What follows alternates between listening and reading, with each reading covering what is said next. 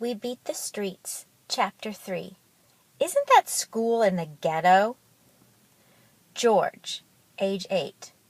Quit throwing bottles in the street, man, 8-year-old George Jenkins yelled to his older brother, Garland. You can't make me, his brother taunted back. He picked up a green wine bottle he found in the gutter and tossed it onto the hard concrete of Muhammad Ali Avenue in Newark, New Jersey. It shattered into dozens of glistening fragments that shimmered in the sunlight. Suppose a car runs over the glass and gets a flat tire? George asked. Garland was almost 10, and George didn't think he acted his age. Too bad for them, Garland said as he tossed another bottle. Hey, now look at that one! 2 bounces and a smash! He cheered as the brown beer bottle exploded and shattered. Hey man, I'm out of here. I ain't gonna be late because of you. George glared at his brother before hurrying off in the direction of Louise A. Spencer Elementary School. Garland, he noticed, headed off in the other direction, once again skipping classes for the day. George loved school. Even though it was located in what was described as the inner city, it was relatively new and neat and clean. His 3rd grade teacher, Miss Viola Johnson, was a tiny ball of energy with a high-pitched voice and the same honey-colored skin as George's mother. There was no doubt as to her power and authority in that classroom. Miss Johnson made every day an adventure, and George hated to miss school, even on days when he was sick. George slid quietly into the room, only a couple of minutes late, and grinned at Miss Johnson, who noticed his tardiness but said nothing. Today, she began, we're going to continue talking about the writer named Shakespeare. How long ago did he live? She asked the class. 400 years ago, they responded immediately. How many plays did he write? 37. George had no idea that Shakespeare was not usually taught in 3rd grade. Miss Johnson simply offered it, and George, as well as the rest of his class, absorbed it. What was so cool about this Shakespeare dude, Miss Johnson? A boy asked Richie wanted to know. George wished he would just shut up so Miss Johnson could talk. Well, for one thing, Shakespeare wore an earring, Miss Johnson offered. For real gold? Richie seemed to be impressed. Here's another interesting fact, Miss Johnson said. In order to seek his fortune as an actor and a writer, Shakespeare ran away from home shortly after he got married, leaving his wife and 3 children to make it without him, Miss Johnson explained. Sounds like your daddy, Richie yelled to the boy sitting next to him. Both of them cracked up with laughter. Every Tuesday she told them all about Shakespeare's time, about kings and castles, as well as about the rats and fleas that lived in the straw that most people used for bedding. Did you know that during Shakespeare's time, almost a third of the people who lived in London died one year from something called the Black Plague? She asked the class. Why? George asked. There were very few doctors at that time, and they didn't know what we know today about cleanliness and sanitation. Most people just threw their garbage out the window every morning, as well as the contents of their chamber pots. That's what they used at night. Toilets had not been invented yet. Yuck, the class responded.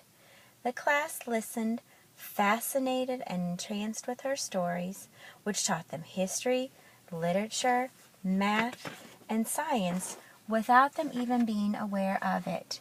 She passed out a children's version of Hamlet, full of pictures and explanations, and let them read the play and act out the fight scenes. Every day went quickly in Miss Johnson's class, but she often stayed after school with them to make cookies or build projects. She even took them into New York City sometimes to let them see live plays on Broadway or to hear orchestra concerts at Lincoln Center. George loved to listen to the drums and horns and violins as they mixed up together in that huge concert hall. When her students formed the Shakespeare Club, Miss Johnson even helped them get sweaters. They were deep burgundy with the name of the club embroidered on the pocket. George and his classmates wore them proudly to a concert one afternoon. During the intermission, a woman wearing too much perfume and a mink coat, even though it was the middle of spring, walked up to George and said, "What lovely sweaters you and your classmates are wearing." "Thank you, ma'am," George said with a grin, touching the careful embroidery. "What private school do you children attend?" the woman asked. Miss Johnson walked over to the woman and said proudly, "These are students from Louise Spencer Elementary, a public school in the Central Ward." "But they're so well behaved," the woman said with surprise. "Isn't that school in the ghetto?" Miss Johnson gave the woman a look that could have melted that mink coat and led her students away. George looked back at the woman with hurt and confusion. He wished he could have tripped that smelly old lady. On the way back home from this trip, George, always the quiet kid, sat alone on the bus seat. "Mind if I sit next to you, George?" someone asked. He looked up, pulled his long legs out of the aisle, and smiled at her. "Sure, Miss Johnson." "Did that woman upset you?" she asked. George shrugged. "I don't know. She smelled like mothballs." "There will always be people like that, you know," Miss Johnson explained. "Yeah, I know. And you can either let them hold you back, or you can ignore them and go on and do your thing." "Yeah, I know." George didn't want to admit how much the woman's words had hurt. He changed the subject. "That was a good concert, Miss Johnson. I think it's really cool that you take us to stuff like this.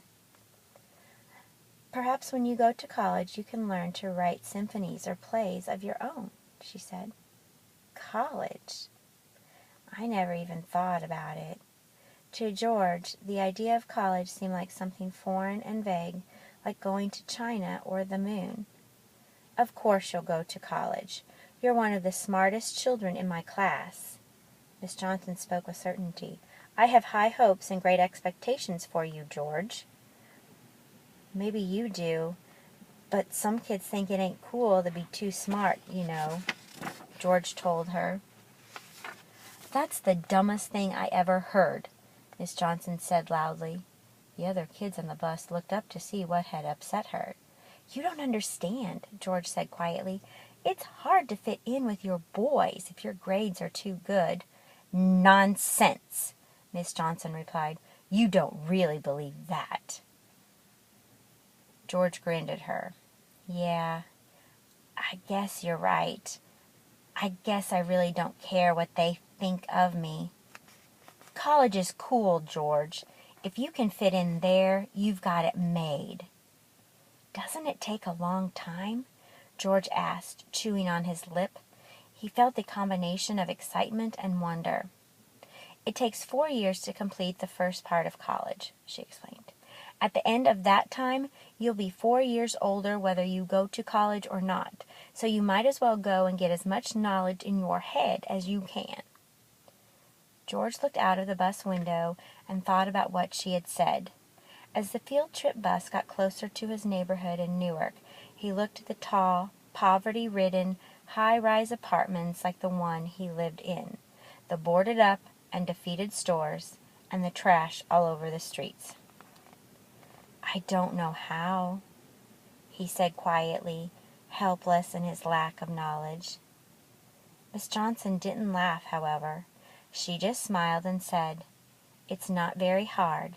Just do your best, keep your nose out of trouble, and one day the doors will open for you." For the first time, George could see a glimpse of light, a spark of hope and possibility. College. What a cool idea.